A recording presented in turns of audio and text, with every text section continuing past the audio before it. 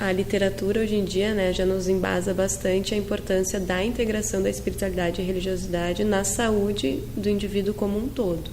E os últimos estudos nos mostram a importância, né, de a gente integrar isso no cuidado de saúde mental e mais especificamente, inclusive, então, nas psicoterapias.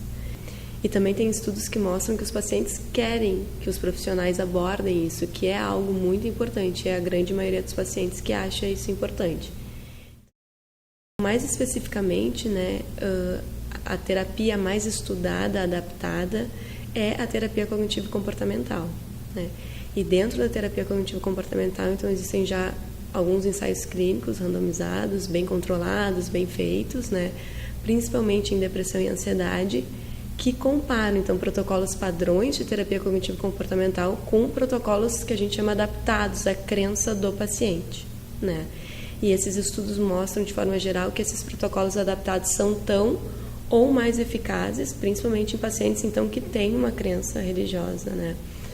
E que a gente pode aproveitar isso, então, na terapia.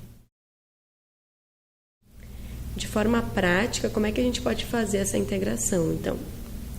A gente pode, desde a avaliação, né, coletar, então, essa história, como é que o paciente se relaciona com essas crenças. Então, não adianta só eu saber que o paciente é de tal denominação religiosa, né? Então, eu tenho que entender mais profundamente, já na avaliação do paciente, como é que se dá essa relação dele com as suas crenças. Então, depois, outra questão muito importante dentro da terapia cognitivo-comportamental é a gente psicoeducar o paciente, né? Em relação ao transtorno em si ou em relação à técnica da terapia cognitivo-comportamental, como é que ela funciona. E a gente pode usar, então, esse conteúdo, né, do paciente, né, espiritual e religioso, para entender como é que se formam os sintomas, né?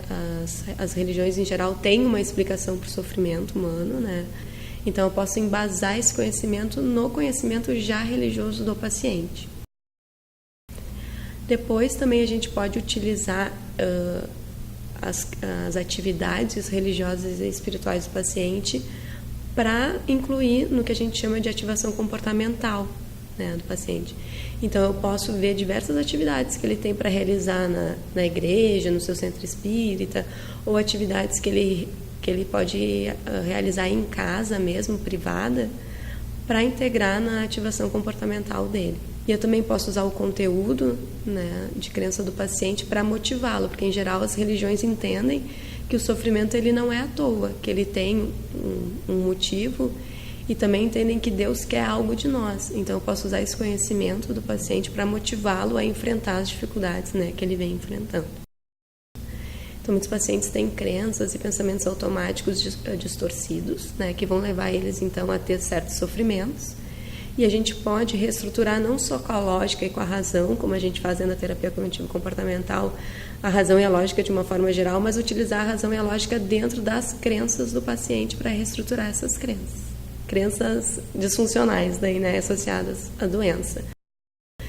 E também o que a gente vê, muitos pacientes fazem o que a gente chama de coping negativo religioso espiritual, né?